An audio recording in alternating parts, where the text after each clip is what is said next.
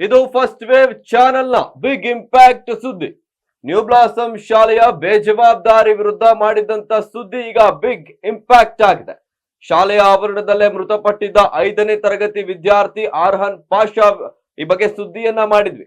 ಶಾಲೆಯ ಆವರಣದಲ್ಲಿ ಪ್ರಜ್ಞೆ ತಪ್ಪಿದ್ರು ಕೂಡ ಆಸ್ಪತ್ರೆಗೆ ಸೇರಿಸದೆ ಅವ್ಯವಸ್ಥೆಯನ್ನ ಮೆರೆದಿದ್ರು ನ್ಯೂ ಬ್ಲಾಸಮ್ ಶಾಲೆ. ಫಸ್ಟ್ ವೇವ್ ಸುದ್ದಿ ಬೆನ್ನಲ್ಲೇ ಶಾಲಾ ಆಡಳಿತ ಮಂಡಳಿಗೆ ನೋಟಿಸ್ ಅನ್ನ ನೀಡಲಾಗಿರುವಂತದ್ದು. ಇನ್ನೆರಡು ದಿನದಲ್ಲಿ ಶಾಲೆಗೆ ಭೇಟಿ ನೀಡುತ್ತಾರೆ ಶಿಕ್ಷಣ ಇಲಾಖೆಯ ಅಧಿಕಾರಿಗಳು.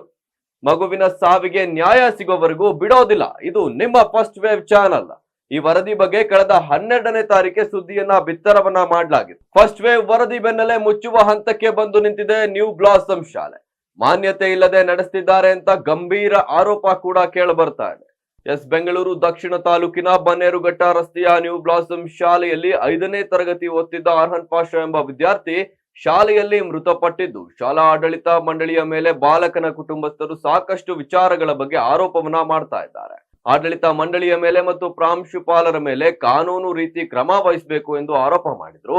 ಈ ಒಂದು ವಿಚಾರವಾಗಿ ಫಸ್ಟ್ ವೇವ್ ಚಾನೆಲ್ ನಲ್ಲಿ ವರದಿಯನ್ನ ಮಾಡ್ತಿದ್ದಂಗೆ ಶಿಕ್ಷಣ ಇಲಾಖೆ ಎಚ್ಚೆತ್ತುಕೊಂಡಿದೆ.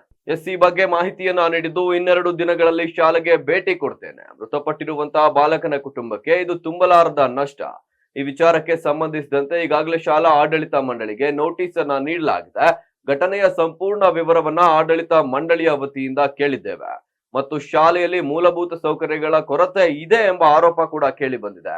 ಈ ವಿಚಾರಕ್ಕೆ ಸಂಬಂಧಪಟ್ಟಂತೆ ಶಾಲೆಗೆ ಭೇಟಿ ನೀಡಿದಾಗ ಏನಾದ್ರೂ ವ್ಯತ್ಯಾಸ ಕಂಡು ಬಂದ್ರೆ ಕಾನೂನು ಅಡಿಯಲ್ಲಿ ತೆಗೆದುಕೊಳ್ಳಬೇಕಾದ ಕ್ರಮಗಳನ್ನ ಕೈಗೊಳ್ತೇವೆ ಮತ್ತು ಶಾಲೆಗೆ ಬಂದಂತಹ ವಿದ್ಯಾರ್ಥಿಗಳು ಮನೆಗೆ ಹೋಗುವವರೆಗೂ ಸಂಪೂರ್ಣ ಜವಾಬ್ದಾರಿ ಶಾಲೆ ಆಡಳಿತ ಮಂಡಳಿಗೆ ಸೇರಿದ್ದು. ವಿದ್ಯಾರ್ಥಿಗಳ ಆರೋಗ್ಯದಲ್ಲಿ ಶಾಲೆಯಲ್ಲಿ ಇರುವಂತಹ ಸಂದರ್ಭದಲ್ಲಿ ಏರುಪೇರಾದ್ರೆ ಪ್ರಾಥಮಿಕ ಚಿಕಿತ್ಸೆಯನ್ನ ನೀಡಿ ಆಸ್ಪತ್ರೆಗೆ ದಾಖಲಿಸುವುದು ಕೂಡ ಶಾಲಾ ಆಡಳಿತ ಮಂಡಳಿಯ ಕರ್ತವ್ಯ ಆಗಿದೆ.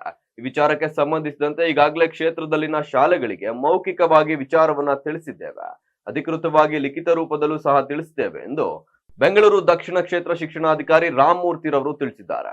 ಇನ್ನು ಈ ವಿಚಾರಕ್ಕೆ ಸಂಬಂಧಿಸಿದಂತೆ ದಲಿತ ಸಂಘರ್ಷ ಸಮಿತಿ ಪದಾಧಿಕಾರಿಯಾದ ಮಾವಳ್ಳಿ ಮಂಜುನಾಥ್ ರವರು ಮಾತನಾಡಿ, ನ್ಯೂ ಬ್ಲಾಸಮ್ ಶಾಲೆಯ ಆಡಳಿತ ಮಂಡಳಿ ನಿರ್ಲಕ್ಷ್ಯದಿಂದ ಈ ಒಂದು ಸಾವು ಸಂಭವಿಸಿದ್ದು, ದಲಿತ ಸಂಘರ್ಷ ಸಮಿತಿಯ ಪದಾಧಿಕಾರಿಗಳೆಲ್ಲರೂ ಸಹ ಮೃತ ಬಾಲಕನ ಕುಟುಂಬಸ್ಥರ ಜೊತೆ ಬರ್ತೇವೆ. ಶಾಲಾ ಆಡಳಿತ ಮಂಡಳಿಯ ಮೇಲೆ ಕಾನೂನು ರೀತಿಯ ಕ್ರಮವನ್ನ ಕೈಗೊಳ್ಳಬೇಕು ಎಂದು ಆಗ್ರಹಿಸ್ತೇವೆ. ಕ್ರಮ ಕೈಗೊಳ್ಳದೇ ಇದ್ರೆ ಸಂಬಂಧಪಟ್ಟಂತ ಮೇಲಾಧಿಕಾರಿಗಳಿಂದ ಕಾನೂನು ರೀತಿ ಕ್ರಮ ಮಾಡಿಸ್ತೇವೆ ಎಂದು ತಿಳಿಸಿದ್ದಾರೆ. ಸರ್, ಈಗ ನಮ್ಮ ಮಕ್ಕಳ ಸುರಕ್ಷತೆಗೆ ಸಂಬಂಧಪಟ್ಟಂತೆ ಏನು ಕ್ರಮಗಳು ಆಗಬೇಕು, ಸುರಕ್ಷತಾ ಕ್ರಮಗಳು ಆಗಬೇಕು ಶಾಲೆಯಲ್ಲಿ, ಅದರ ಬಗ್ಗೆ ಈಗಾಗಲೇ ಸರ್ವೋಚ್ಚ ನ್ಯಾಯಾಲಯದ ಒಂದು ವರದಿ ಅನ್ವಯ ನಮ್ಮ ಕರ್ನಾಟಕ ಸರ್ಕಾರ ಪ್ರತಿ ಶಾಲೆಯವರು ಕೂಡ ಕಡ್ಡಾಯವಾಗಿ ಅಗ್ನಿ ಸುರಕ್ಷತಾ ಸಮಾಪನಾ ಪತ್ರವನ್ನ ಮತ್ತೆ ಕಟ್ಟಡ ಸುರಕ್ಷತಾ ಪ್ರಮಾಣ ಪತ್ರವನ್ನ ಪಡೆದಾಗ ಮಾತ್ರ ಮಾನ್ಯತೆ ಕೊಡುವಂತ ಒಂದು ನಿಯಮವನ್ನು ಈಗಾಗಲೇ ಜಾರಿಗೆ ತಂದಿದೆ.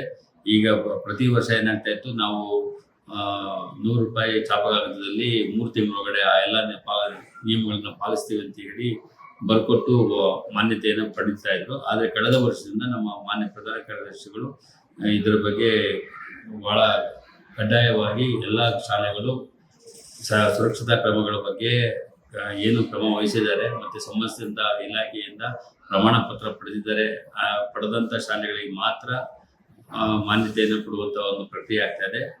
ಪಡೆದೇ ಇರೋಂಥ ಶಾಲೆಗಳಿಗೆ ಈಗ ಕಳೆದ ವರ್ಷದಿಂದ ಮಾನ್ಯತೆ ಕೂಡ ಆಗಿಲ್ಲ. ಈ ಒಂದು ಶಾಲೆ ಕೂಡ ಆ ಒಂದು ಪಟ್ಟಿಯಲ್ಲಿದೆ.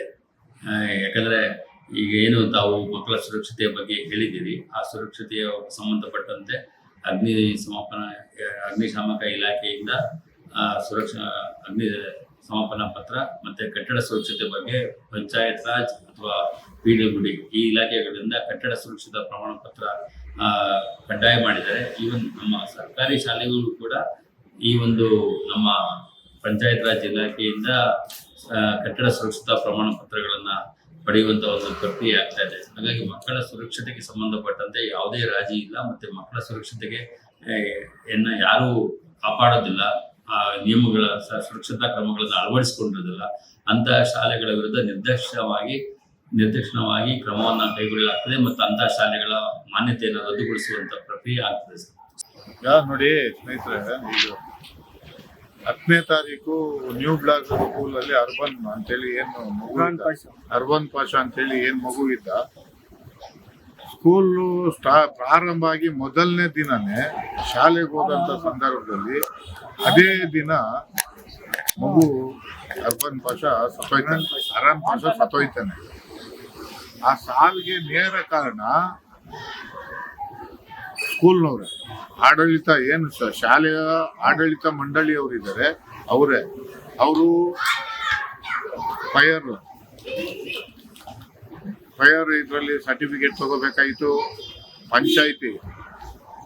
ಪಂಚಾಯಿತಿಯಲ್ಲಿ ಅವರು ಒಂದು ಸರ್ಟಿಫಿಕೇಟ್ ತಗೋಬೇಕು. PWನಲ್ಲಿ ಒಂದು ಸರ್ಟಿಫಿಕೇಟ್. ಅವ್ರ ಕಟ್ಟಡ ಸುರಕ್ಷಿತವಾಗಿದೆಯಾ, ಅವರು ಶಾಲೆಯಲ್ಲಿ ಯಾವ ರೀತಿ ಪರಿಕರಗಳನ್ನ ಇಡಬೇಕು, ಆ ಶಾಲೆ ಮಕ್ಕಳಿಗೆ ಸೂಕ್ತನ ಅಂತೇಳಿ ಎಲ್ಲಾದ್ರ ಬಗ್ಗೆ ಗಮನ ಹರಿಸ್ಬೇಕಾಗಿರುವಂತ ವಿಷಯ ಆ ಶಾಲೆಯ ಮುಖ್ಯಸ್ಥರದ್ದು.